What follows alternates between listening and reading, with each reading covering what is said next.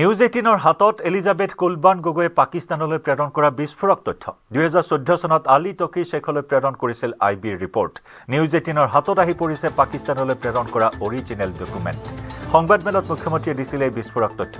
এলিজাবেথে 45 পৃষ্ঠাৰ আইবিৰ এটা তথ্য দিয়া বুলি সংবাদমেলত কৈছিল মুখ্যমন্ত্ৰীয়ে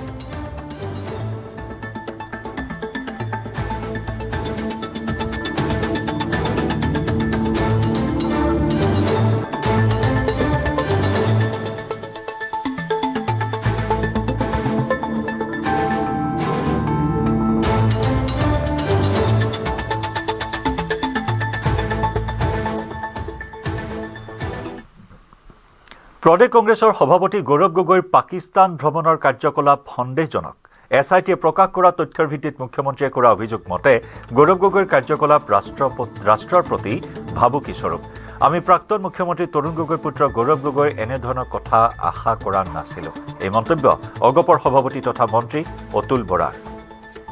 নেশ্যনেল সিকিউৰিটিৰ কাৰণেও এটা ডাঙৰ ভাবুকি গতিকে গৌৰৱ গগৈ ডাঙৰীয়াই এই কথাখিনি স্পষ্ট কৰা উচিত জনসাধাৰণৰ আগত স্পষ্ট কৰা উচিত কাৰণ অসমীয়া হিচাপে এজন অসমীয়াৰ বিৰুদ্ধে এনে অভিযোগ উঠাটোত আমি অত্যন্ত লজ্জিত হৈছোঁ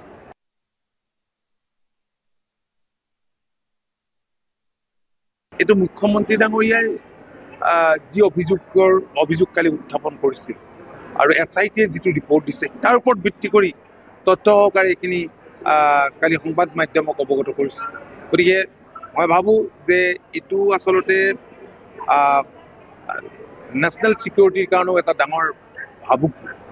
গতিকে গৌৰৱ গগৈ ডাঙৰীয়াই এই কথাখিনি স্পষ্ট কৰা উচিত জনসাধাৰণৰ আগত স্পষ্ট কৰা উচিত কাৰণ অসমীয়া হিচাপে এজন অসমীয়াৰ বিৰুদ্ধে এনে অভিযোগ উঠাটোত আমি অত্যন্ত লজ্জিত হৈছোঁ একেদৰে গৌৰৱ গগৈৰ পাক সংযোগ সন্দৰ্ভত প্ৰতিক্ৰিয়া প্ৰকাশ কৰিছে মন্ত্ৰী ৰঞ্জিত কুমাৰ দাসে গৌৰৱ গগৈ ডাঙৰীয়াই ক'ব লাগে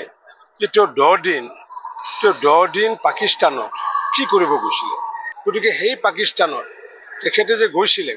সেই পাকিস্তানত তেখেতে যদি কিবা বনাফাইড ইণ্টেনশ্যন লৈ পেলাই যদি গৈছিলে তেতিয়া ভাৰতবৰ্ষত আহি পেলাই প্ৰেছ কনফাৰেন্স কৰি পেলাই তেতিয়াই ক'ব লাগিছিলে যে ভাৰত আৰু পাকিস্তানৰ মাজত শান্তি স্থাপনৰ কাৰণে তেখেতে বিশেষ উদ্যোগ লৈছে ব্যৱস্থা কৰিছিলে তেতিয়া হয়তো আজি মানুহে মানি ল'লেহেঁতেন কিন্তু নীৰৱে তেওঁ যি 10 দিন ধৰি গোপনে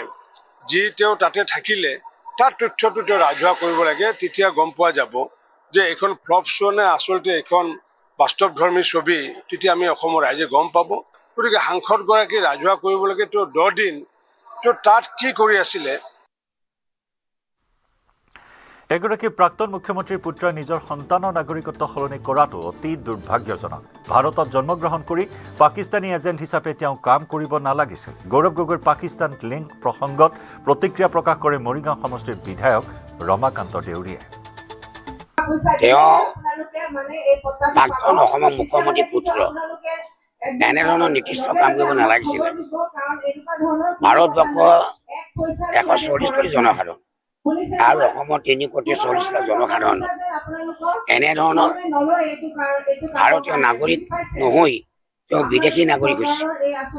তেওঁ ল'ৰা ছোৱালী আৰু তেওঁ পত্নী ইয়াতকৈ দুখৰ কথা কেতিয়াও হ'ব নোৱাৰে গতিকে অসমৰ ৰাইজে এইটো বিশ্বাস কৰিব অসমৰ ৰাইজে বিশ্বাস কৰিব নিশ্চয় জানিছে আৰু পাকিস্তানী এজেণ্ট হিচাপে তেওঁ কাম কৰিব নালাগিছিলে নাপায় যিখন দেশত জন্মগ্ৰহণ কৰি যিখন দেশৰ জলবায়ু খাই ডাঙৰ দীঘল হৈছিল আৰু সেইখন দেশৰ মুখ্যমন্ত্ৰী পুত্ৰ এনেধৰণৰ নিকৃষ্ট কাম কৰিব নাপায়